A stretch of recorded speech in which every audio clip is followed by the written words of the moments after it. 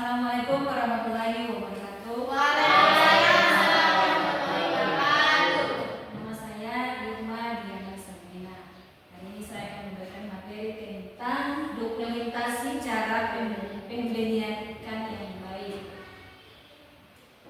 Sebelum itu, mari kita berdoa. Kita kelas, tolong berhenti. Kita berdoa selesai. Baik, terima kasih. Tujuan pembelajaran kita hari ini yaitu peserta didik dapat menjelaskan pengertian dari dokumentasi. Yang kedua, peserta didik dapat menerapkan langkah-langkah dalam penyusunan dokumentasi. Yang ketiga, peserta didik mampu menyusun matriks cross. Dan yang keempat, peserta didik mampu menyusun SPO. Apa itu dokumentasi? Proses pengumpulan, pemilihan, pengolahan, dan penyimpanan informasi. Ya.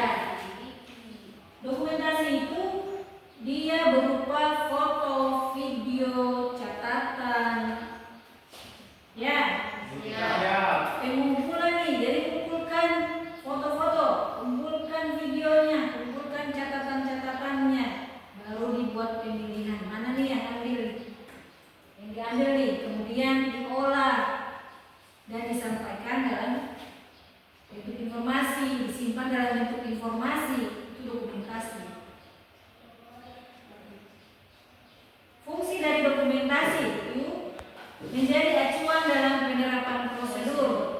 Menjadi acuannya, SPO-nya dibentuk, ditempel di dinding, kemudian itu dijadikan acuan. Jadi setiap kegiatan produksi yang terjadi itu acuannya ada SPO. Paham? Sebenarnya kita punya SPO yang ada di HP itu. Ya. Ya, serang. Yang kedua, menjamin konsistensi mutu dari hasil. Kenapa ini bilang konsistensi? Konsistensi, ya karena dia satu. Semua pekerjaan yang ada di satu berpusat pada SPO yang ditempel itu. Ya. Kemudian yang ketiga, menumbuhkan kepercayaan terhadap konsistensi mutu produk. Dapat dipercaya, oke? Dan yang terakhir, menghindari pengertian ganda dan tumpang tindih. Langkah-langkah dalam penyusunan dokumentasi SCPIB itu pelajari persyaratan dokumentasi. Kemudian menyusun alur proses produksi. Alur prosesnya mulai dari benih awal sampai terakhir, itu alur. Oke, sampai pada ya. Yang ketiga, menyusun matriks cross. Matriks cross itu daftar kendali dokumen. Kemudian menyusun SPO. Apa tadi SPO? Standar prosedur produksi.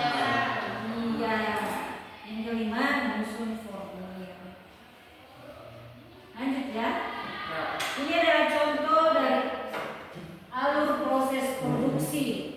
Mulai dari persiapan wadah, manajemen induk, pemijahan, manajemen larva dan benih, panen dan distribusi, Sosial dan ekonomi. ya.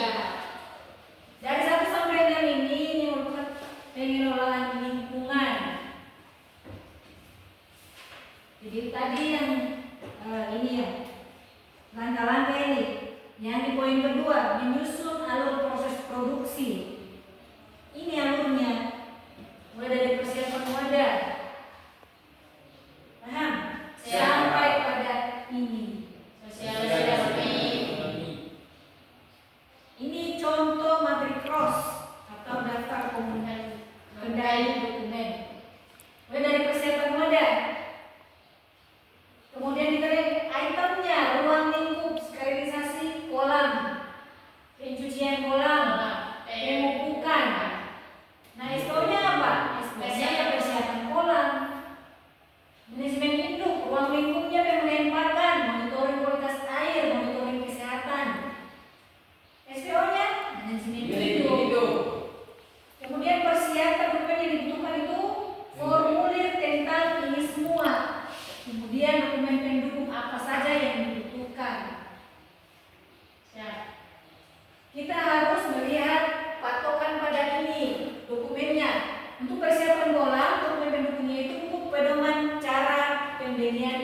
Baik.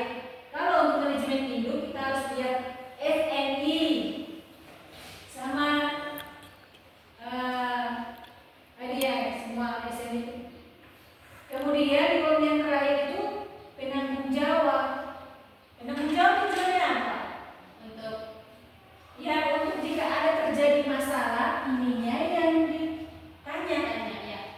Karena dia yang bertanggung jawab pada saat proses produksi berlangsung di hari itu. Oke? Siap. Lanjut. Ini ada struktur Struktur dan dan misi SPO. ada tujuan, kemudian ruang lingkup dari SPO itu, acuannya apa, Definisi. definisi, tanggung jawabnya siapa, pelaksananya siapa, dokumen terkaitnya apa-apa. Dan dalam penyusunan struktur dan isi SPO ini ada 5 unsur di dalamnya. Where, Where Di mana? di mana? Ini perusahaannya yang dimaksud. Ya, Ya, what? apa? Ini nih. Kemudian why, kenapa, tujuannya apa? Kemudian When? when itu apa? Tanggal. Kapan? Nah, Kapan? tanggalnya harus ditetapkan, jangan lupa. Bos, Dia harus terstruktur.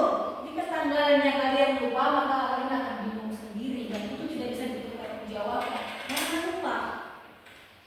Oh, siapa? Oh, siapa? Siapa yang bertanggung jawab? How? Bagaimana prosedurnya? Paham? Siapa? Baik.